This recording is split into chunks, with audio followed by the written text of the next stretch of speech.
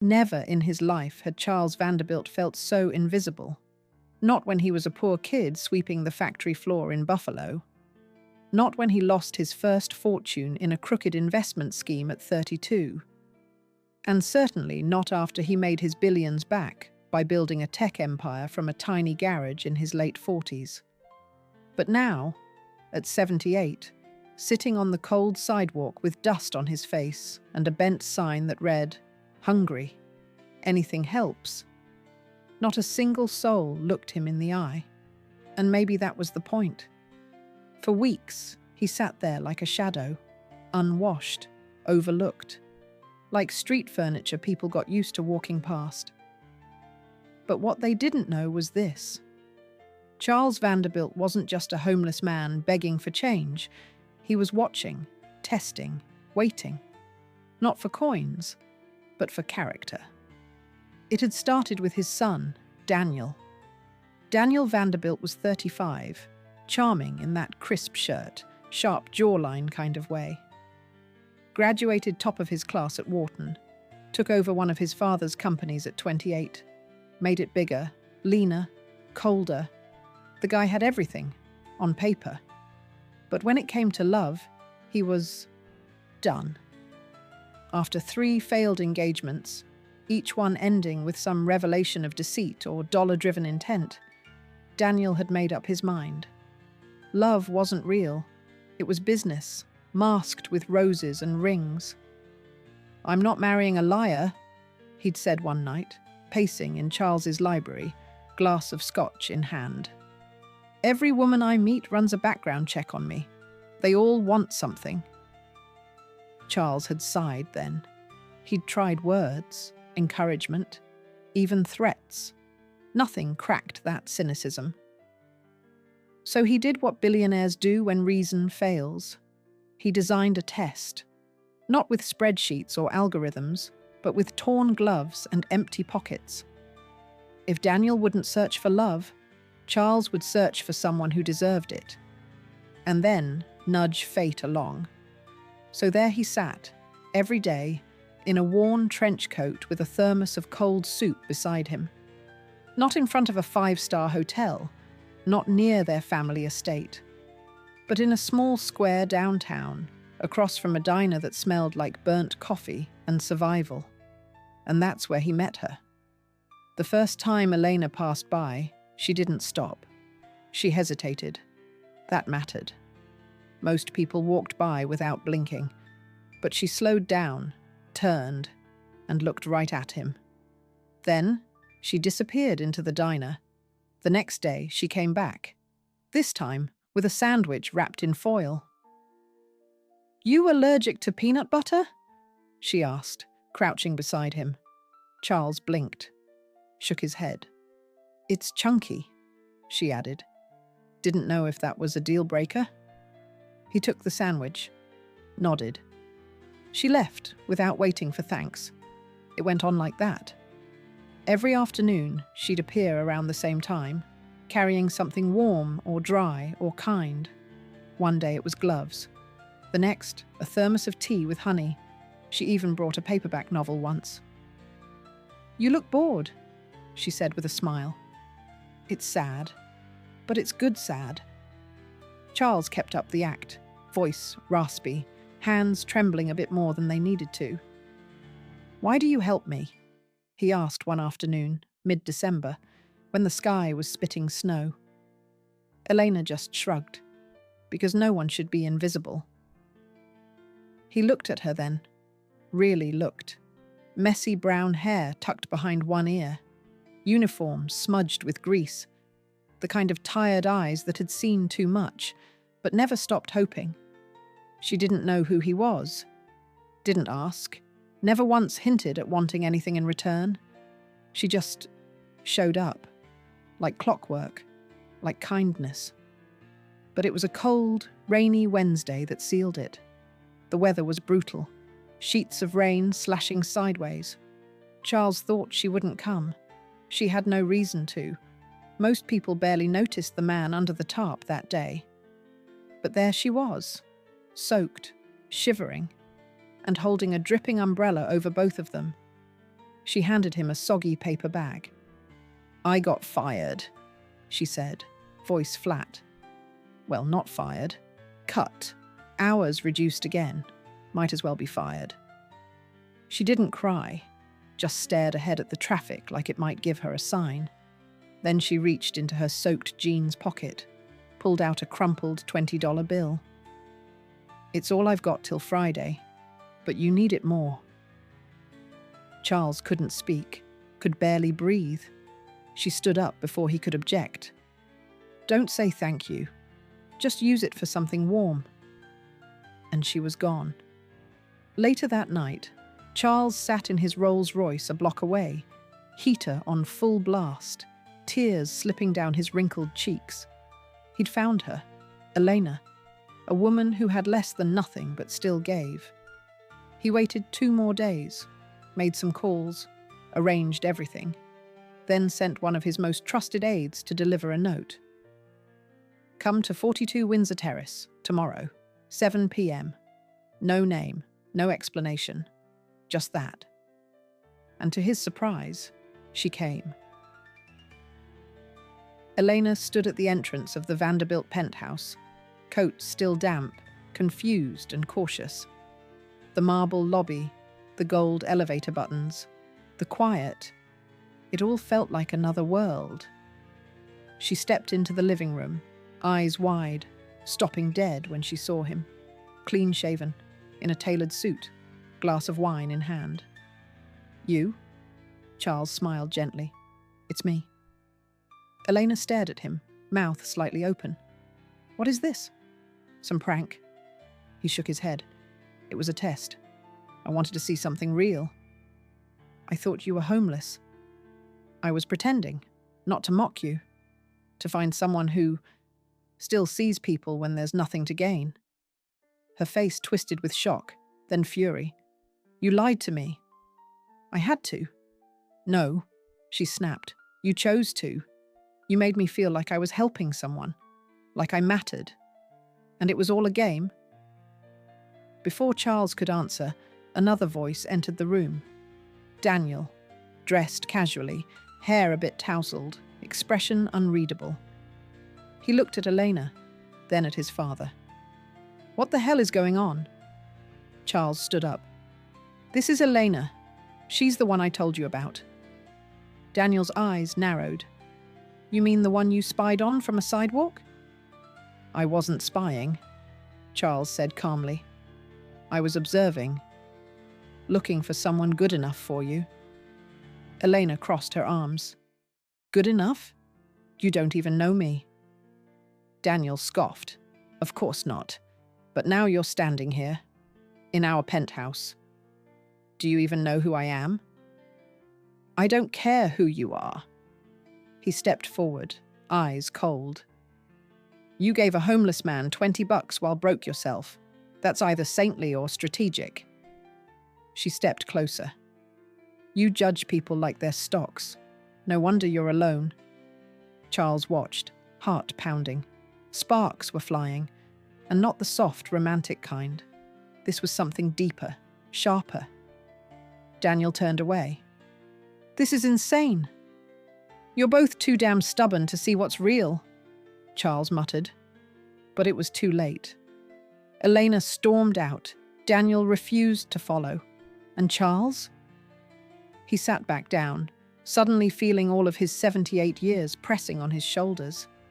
Still, he wasn't done yet. Not even close. The next morning, Daniel barely touched his coffee.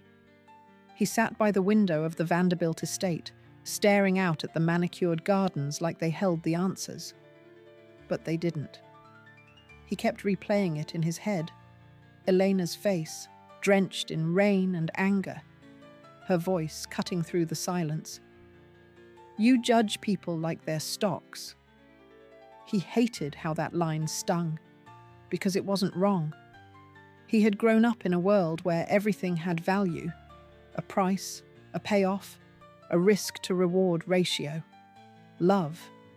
That was just another high-stakes gamble, and he'd lost enough times to stop playing. But she wasn't like the others. That much was clear. He pulled out his phone. No social media. No last name to Google. Nothing. Just Elena, the girl who gave away her last $20 to a stranger. Either she was the most genuine person he'd ever met, or the smartest con artist alive. Later that day, he drove downtown, parked 3 blocks from the diner, walked the rest of the way wearing jeans, boots, and a flannel shirt. No driver. No Rolex. Just him. He'd done undercover work before, when he bought out failing companies and needed to see what the employees really thought, so pretending to be someone else. That part wasn't new, but this time, the stakes were different. He stepped into the diner. The smell of grease and burnt toast hit him first. Then he saw her. Elena was wiping down a counter, hair tied up in a loose bun, apron smudged with ketchup. She looked tired, real, human. He took a booth near the back. She didn't notice him until she came over, pen in hand. "What can I get you?" Daniel cleared his throat. "Coffee, black, and maybe a second chance." She froze, then blinked. "Wait, what?" He smiled, nervously. "It's me, Daniel. Just not in a penthouse." She stared. "You followed me?" "No," he said quickly. "I came to apologize." She folded her arms. "In disguise? I thought, maybe if you saw me without the money, without the name, you'd believe me." "Believe what?" she snapped. He swallowed hard. "That I'm not the guy you think I am. That I was raised in a palace, but I don't trust anyone either. That I've had women lie to my face, sign prenups, and still cheat. That I'm angry all the time because I don't know what's real anymore." Elena was quiet for a beat. Then she slid into the booth across from him. "You want to know what's real?" she asked. "I work double shifts just to make rent. I haven't had a vacation in 6 years. My mom's in a nursing home, and I send half my paycheck just to keep her there. And yeah, I still gave your dad $20, because I know what it feels like to have nothing." Daniel stared at her, breath caught. "I wasn't trying to look noble," she said. "I was just being human." He nodded slowly. "I know. That's what scared me." For the first time, she softened. Her arms relaxed. Her eyes dropped to the table. "I hated how he tricked me," she murmured. "I thought I mattered to him. Turns out I was just part of a game." Daniel shook his head. He was wrong to lie, but he wasn't playing. My dad, he's not good at showing emotion. This was his twisted way of caring. "I don't need his approval." "No," Daniel said, "but I think he needs yours." She sighed, rubbing her temple. "This is insane." "Maybe," he said, "but I still want to get to know you. Not as Daniel Vanderbilt, just Daniel." She looked at him, long and hard. "You're not great at pretending to be normal," she said. "Yeah," he chuckled. "I'm finding that out." Then, with a reluctant smile, she stood. "You want pancakes or just coffee?" He grinned. "Whatever comes with forgiveness." That was the beginning of something neither of them could name yet. They didn't call it dating. They barely called it anything. But Daniel started showing up. Every few days, then almost daily. He sat at her counter, helped carry trays, learned how to mop floors without leaving streaks. She teased him mercilessly. "Mr. Billionaire doesn't know how to crack eggs? You call that sweeping? Try smiling at customers. You look like you're auditing them." And he gave it right back. "You know your coffee's awful, right? Why does the jukebox only play heartbreak songs? Are you always this mean to people who tip?" But beneath the banter, something was happening. He saw her laugh without filter. Cry when a regular customer left no tip. Curse when her shoe sole came off mid-shift. And every moment felt real, like peeling layers off the world he thought he knew. One night, after closing, she invited him to walk her home. It wasn't far, just 4 blocks, but it was the first time they weren't surrounded by fluorescent lights or frying oil. She lived in a cramped 1-bedroom with chipped paint and leaky pipes, but it was clean, full of little plants on the windowsill, photos of her mum, her dog from childhood, a snow globe collection by the sink. Daniel looked around and smiled. "You have a thing for tiny, fragile worlds, huh?" She shrugged. "They don't break if you don't shake them too hard." He nodded slowly. "I've broken a few." They sat on the worn couch, a mug of cocoa between them. "I used to think people only cared about me because of my name," Daniel said quietly. "And maybe that was true, but I'm starting to care about someone who couldn't care less about that name." Elena looked at him, brows raised. Was that a compliment or a warning? He laughed. "I honestly don't know." That night, he kissed her, just once. Software. No expectations, no promises, just a beginning. But not everything was smooth. A week later, the truth came crashing back. Charles invited them both to dinner. Again. Only this time, Elena didn't wear her uniform. She showed up in a simple navy dress, hair brushed, face calm. Daniel wore a blazer, no tie, no arrogance. Charles greeted them with his usual grace and a flicker of something like guilt. The meal was awkward. Small talk about the weather, stocks, restaurant menus. Then silence. Finally, Eleanor put down her fork. "Why did you do it?" she asked, looking at Charles. "Why not just be honest from the start?" Charles leaned back, sighing. "Because my son doesn't believe in anything that doesn't come with a bank statement, and I needed to show him there's another kind of wealth." Daniel frowned. "So I'm the broken one?" "No," Charles said. "You're the one who got broken by money." Elena looked at both of them. "You could have just introduced me to each other like normal people." Charles smiled sadly. "We're not normal. That's the problem." The room was quiet again. Tension crackled like static in the air. "I don't want to be a project," Elena said finally. "Not for you, not for your son." Daniel reached for her hand. "You're not. You never were." She looked down at his fingers, then back up. "I'll stay," she whispered, "but only if this stops being a test." And for the first time, Charles nodded like a man letting go. "Then no more tests," he said. "Just dinner." The air had changed. Dinner at the penthouse that night ended without another argument. No grand gestures, no twisted schemes, just quiet plates being cleared by staff, while Elena and Daniel stood by the window, watching the lights of the city blur like a dream neither of them quite trusted yet.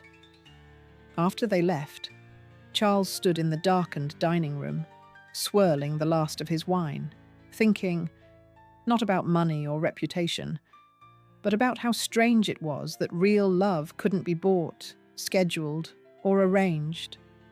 It had to be found, tested by the smallest moments, like shared cocoa on a couch or a $20 bill offered in the rain. And for once, he didn't feel like the richest man in the room, just the luckiest. And for once, he didn't feel like the richest man in the room, just the luckiest. Over the next few weeks, Daniel kept showing up at the diner, but this time, not just as a customer or a test subject. He helped with the morning rush, brewed coffee, even took orders on busy days. At first, Elena rolled her eyes, but slowly the crew at the diner started liking him. "He's awkward," said Rosa, the dishwasher, "but not fake." "He's got clean hands for a construction guy," muttered Hank, the cook. "But he listens." And Elena? She didn't say much. but the way she smiled when he reached for the mop or cracked a joke said enough. One night, after the diner closed, they sat on the roof, on a broken lounge chair someone had dragged up years ago and never moved. Daniel looked up at the stars, distant and still. "You ever wonder how we got here?" he asked. Elena shrugged. "Fate, coincidence, your father playing God." He chuckled. "Probably all three." Then he turned to her. "I think about how much I almost missed this. You, all because I was too angry to see past a bank account." She looked at him seriously. "Money isn't the problem. It's what it makes people think they're entitled to." He nodded. "I know. I used to think love had to be earned with gifts, trips, security. But you brought me soup. And somehow, that felt more valuable than anything I've ever bought." She smirked. "It was canned soup." "Still," he grinned.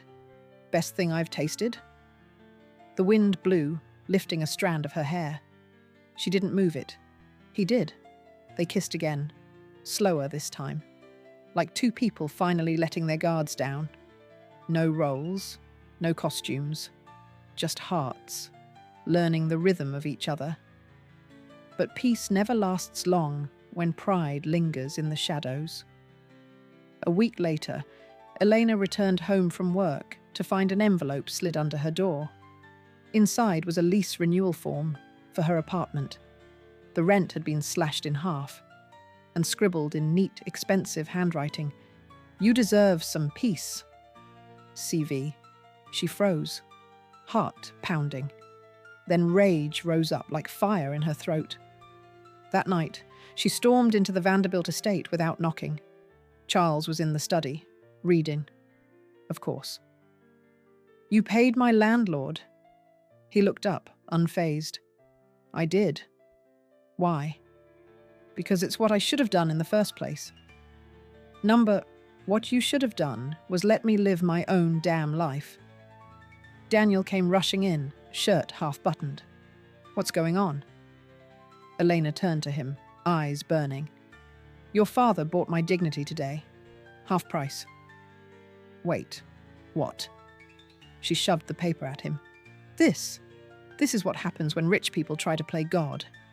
Again." Charles stood. "It wasn't about control." "Yes, it was," she snapped. "You still think everything can be fixed with money." Daniel looked at his father. "Is this true?" Charles didn't blink. "I wanted her to have some relief. She works too hard." Elena shook her head, breath shaking. "You still don't get it. I don't want your help. I wanted your respect." Daniel stepped forward. "Elena," she turned to him, softer now. "And you, if you knew and didn't tell me, that's worse." He shook his head. "I swear I didn't. But maybe I should have seen it coming." She didn't cry, but her voice cracked. "I liked you because you didn't act like a Vanderbilt. Now I'm not sure if that was real or just another role." Then she left. No dramatic slamming of doors, just silence that echoed louder than any scream. Daniel didn't chase her. Not that night. He sat with his father for a long time. Neither spoke. Just the ticking of the wall clock and the weight of unspoken things hanging between them. Finally, Daniel said, "You keep trying to solve problems the way you solve business deals. But people aren't mergers, Dad. They're messier." Charles looked old in that moment. Not powerful, not poised, just tired. "I wanted her to stay," he said softly. "Then you should have trusted her to choose that for herself." The next few days passed like molasses. Elena didn't return calls. Daniel didn't show up at the diner, and Charles didn't interfere, perhaps for the first time in years. But something shifted in Daniel. He walked instead of calling a car. He bought groceries from the corner market without using an assistant. He sat in parks, watching kids chase pigeons, couples fight and make up, and old men play chess with too much pride and not enough patience.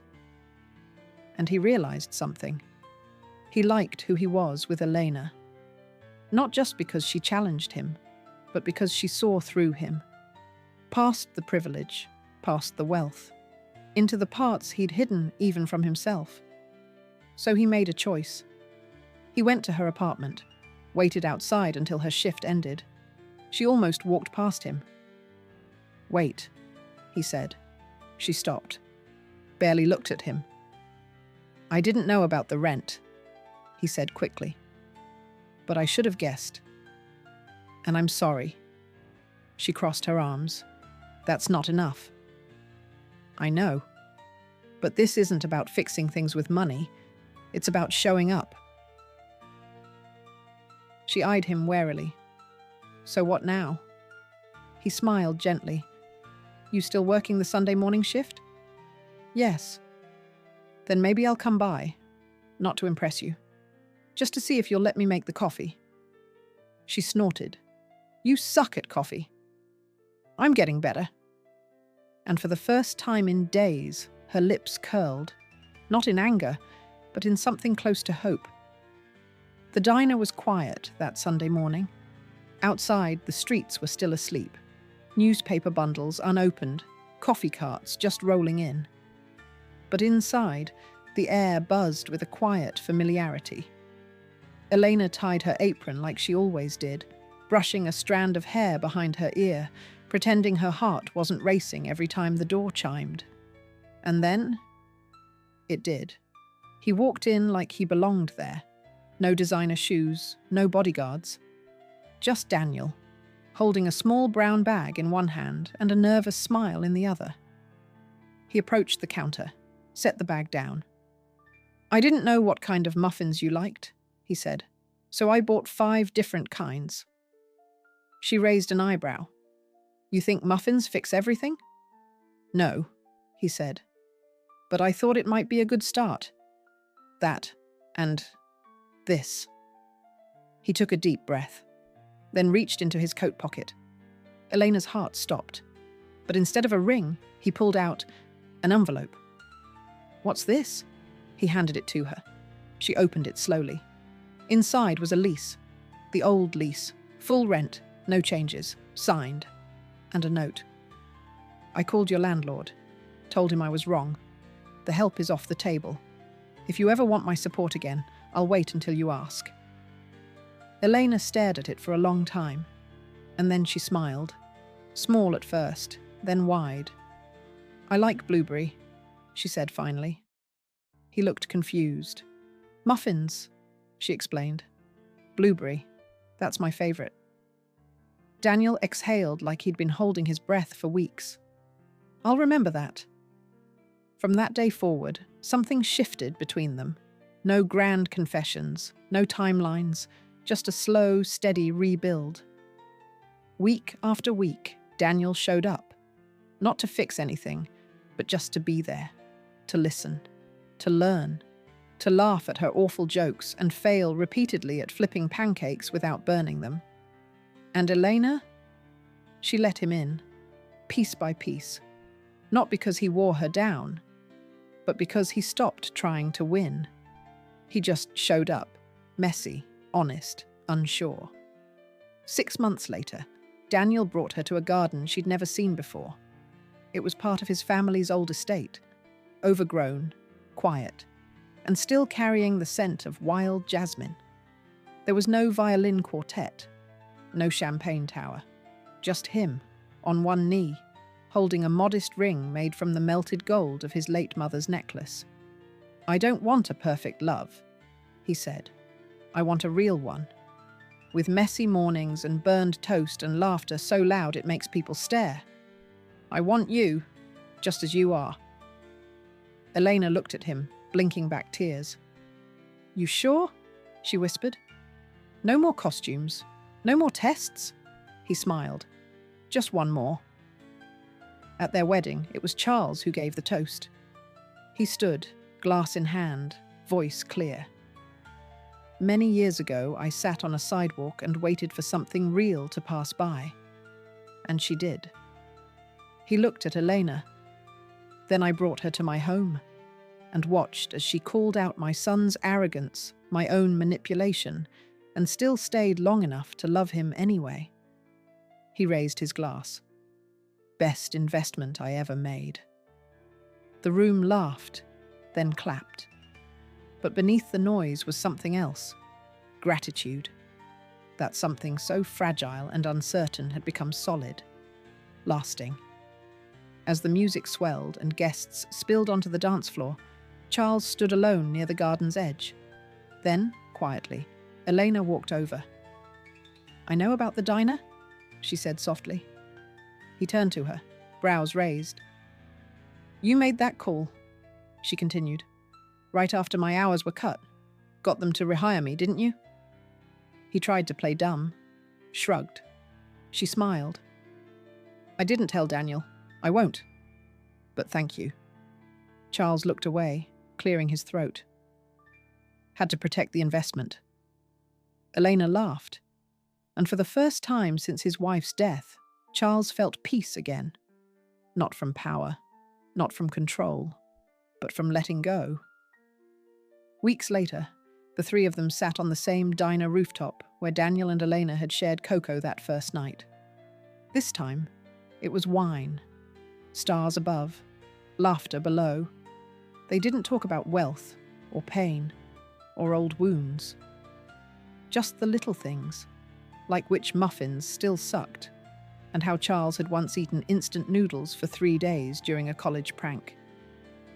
And when Elena leaned her head on Daniel's shoulder, and Charles looked up at the stars, a soft wind carried the feeling that somehow everything was exactly as it should be. No schemes, no masks, just love, unwrapped, untested, and unbelievably real.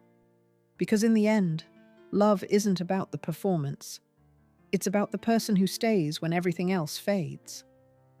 So if you've ever felt like you weren't enough without wealth, status, or perfect timing, remember this story. I hope you enjoyed that. Do remember to leave a like and hit the subscribe button to stay updated on our next post. The next story just might shift something in you too.